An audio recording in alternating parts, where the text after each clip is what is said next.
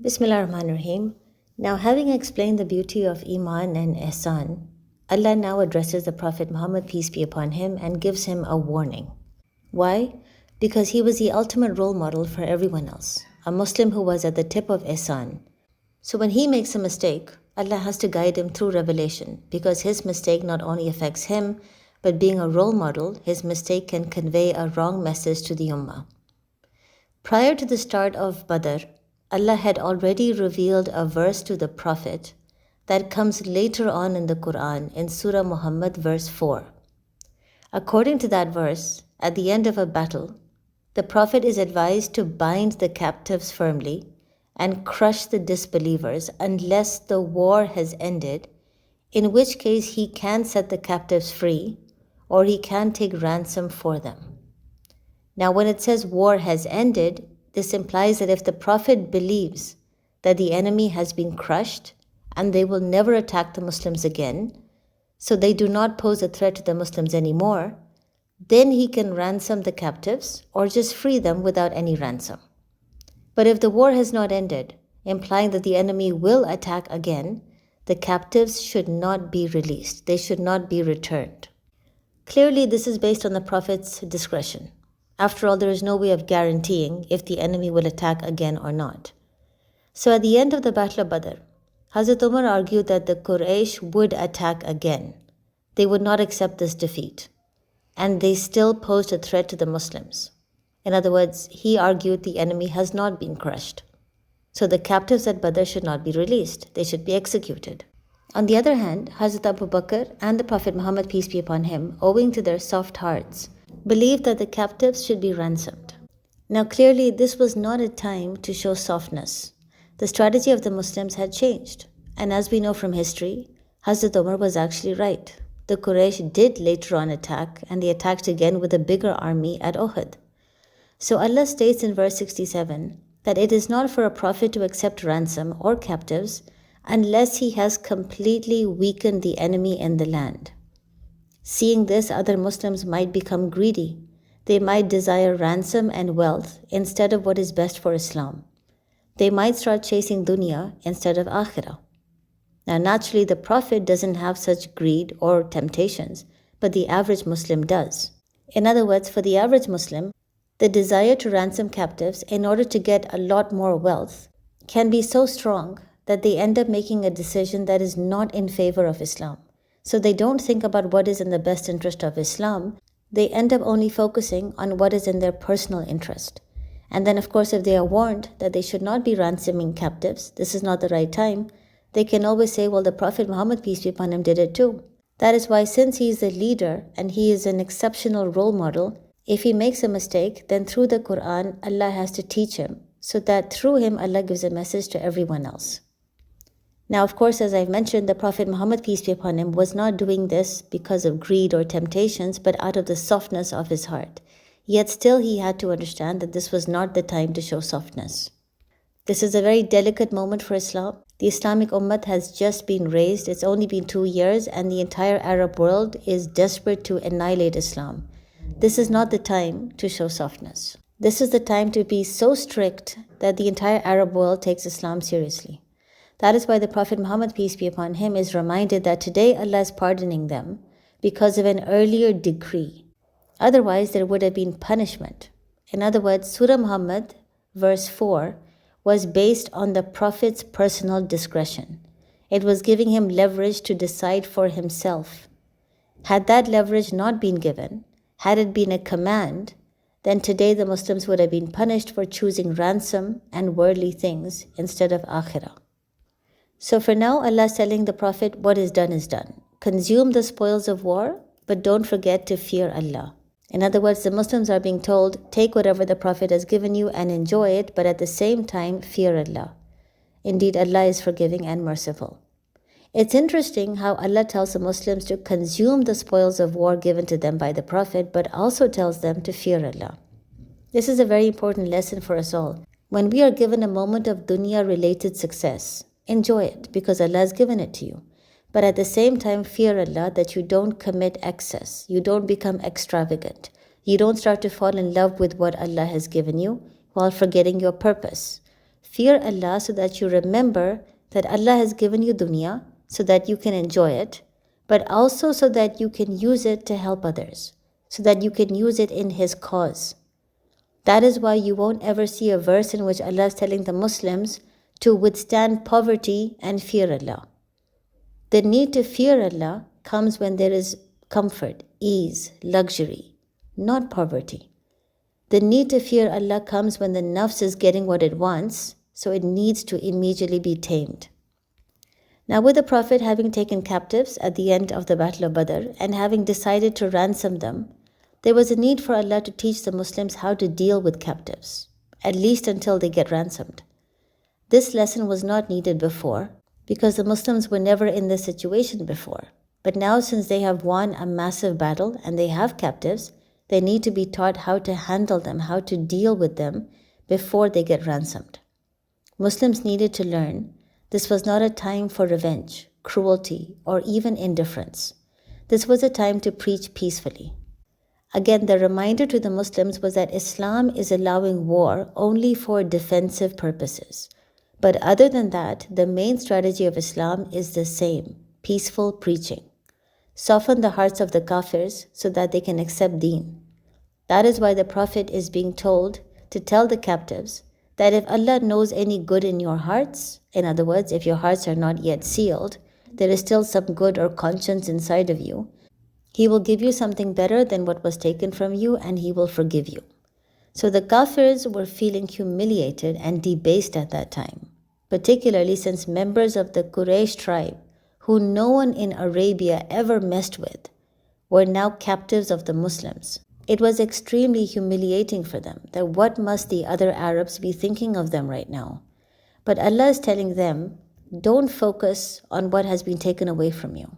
The lives, respect, spoils of war that you have lost, don't focus on that. If you focus on that, it will trigger your anger and harden your heart. Focus on the fact that Allah is still giving you a chance to repent and embrace Islam. He hasn't sealed your heart. That is why the verse says, if Allah knows any good in you, He will give you something better than what He has taken away from you. In other words, if the heart is sealed, then there is no chance of Allah forgiving sins. There is no chance of Allah granting them hidayat. But if there is still good in them, the heart is not yet sealed, and they still have a chance.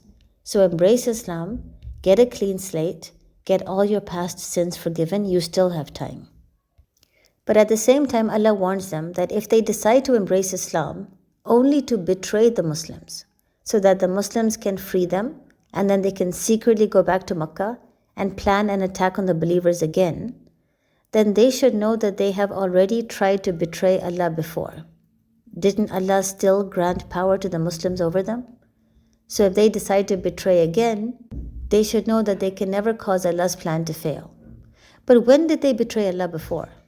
When Allah granted them a Rasul who was from amongst them, who conveyed the most beautiful message to them, a message that their hearts testified to.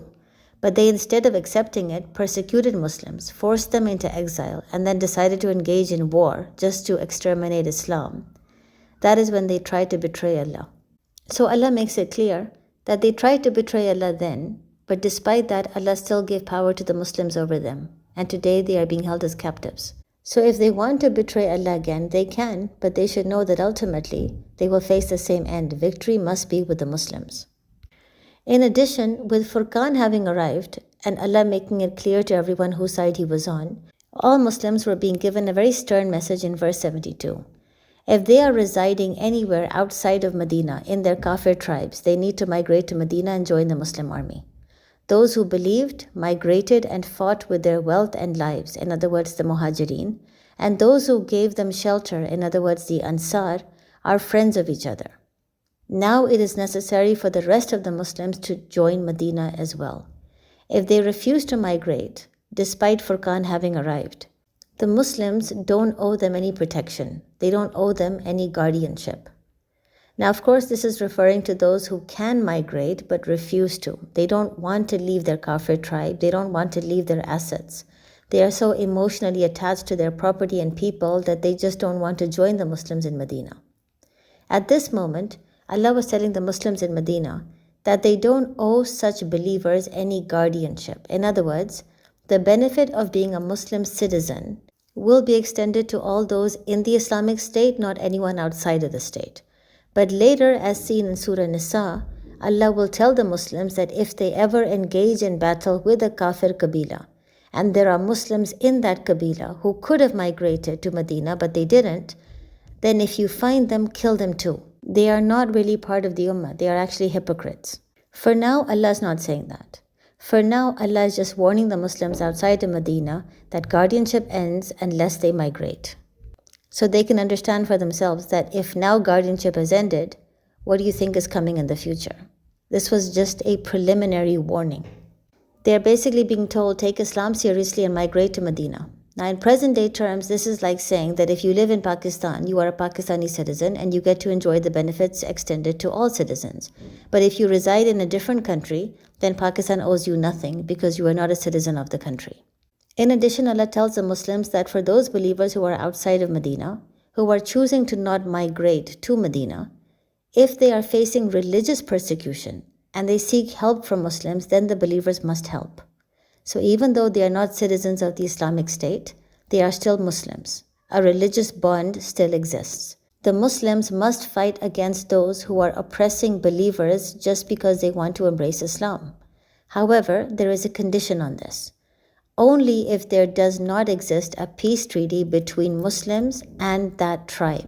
If a peace treaty exists, then even if there is religious persecution happening in that tribe, Muslims cannot attack. That would be a violation of the peace treaty which Muslims are prohibited from doing. A believer cannot be known as being a traitor.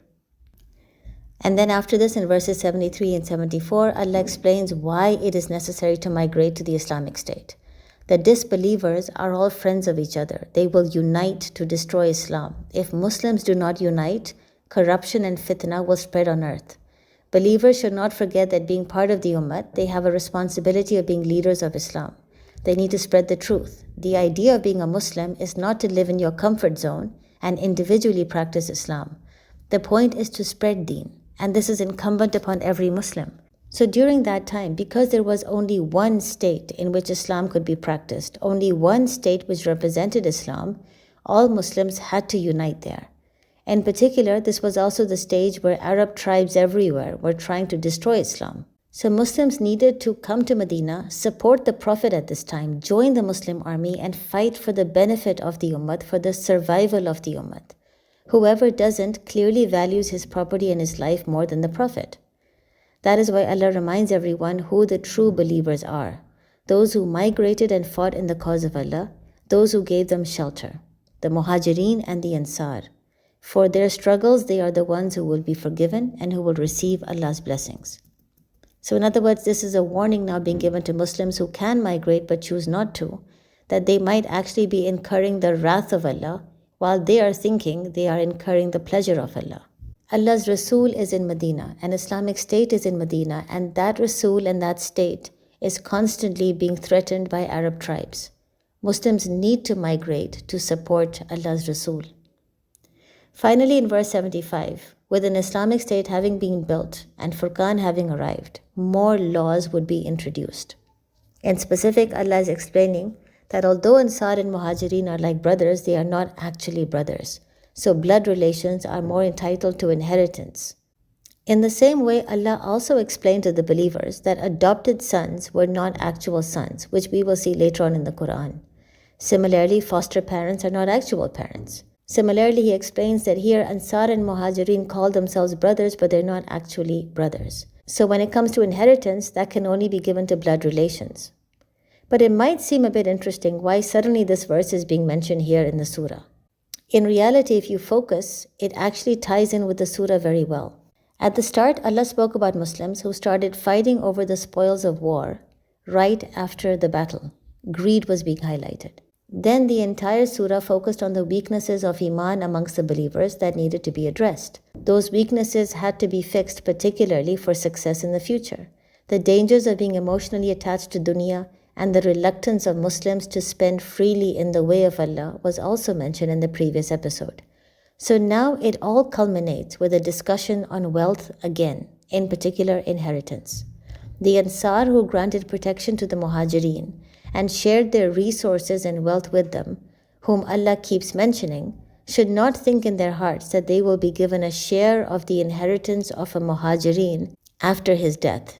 Nor should the muhajirin think that he will be given a share of the inheritance if his Ansar brother were to die. Blood relations are given importance. Now naturally it can be assumed that at this point the exact law of inheritance had not yet been revealed, but Allah was explaining this because after Badr, Allah knew that more victory would be coming in the future. If Muslims were already fighting for the spoils of war after their first victory, what would they do in the future when they would get a lot more wealth? That greed had to be tamed. Particularly when your Ansar or Muhajirin brother, who participated at Badr, when they receive spoils of war, a Muslim might get greedy. He might start eyeing the spoils of war of his Ansar or Muhajirin brother. He might start thinking that if something happens to them and if they die, I can fight for a share in their inheritance. Greed can make us do anything. That is why Allah removes that expectation by making it clear that blood relations are more entitled. So don't even think this way. Don't even go in that direction. Notice the link between the first and last verse. In the first verse, there was greed for the spoils of war. So Allah ended all expectations by stating that the entire spoils of war will be given to the Prophet to distribute as he wishes. Period. No more discussion. There is no negotiation on this. It was a very strict approach, but a necessary one. Greed had to be killed instantly. Now in the end, Allah is doing the same thing. Inheritance is for blood relations. Period. Allah ends all expectations. There is no more discussion on this. Greed has to be killed instantly. Besides, for now, the Muslims had just given a humiliating defeat to the Quraysh, a small but very important victory. Soon, they will take over the whole of Arabia, precisely what the next surah, Surah Tawbah, is about. Hence, all the more reason they needed to learn to tame greed, improve tawakkul, overcome weaknesses in Iman, and humble themselves in terms of victory. So this also helps to explain the link between this surah and the upcoming next surah. Why is there so many lessons being given to the Muslims at the end of the Battle of Badr? Why does Surah Al-Anfaal constantly talk about greed and the need to perfect their Iman and overcome their weaknesses? Because as coming up in the next chapter, Surah Tawbah, the Muslims will eventually, in the upcoming years, take over the whole of Arabia. They need to perfect their Iman, otherwise they will not be good role models. They will not be able to be an ummah. They will not be able to lead and spread the message of Haqq all over the world. Assalamu alaikum.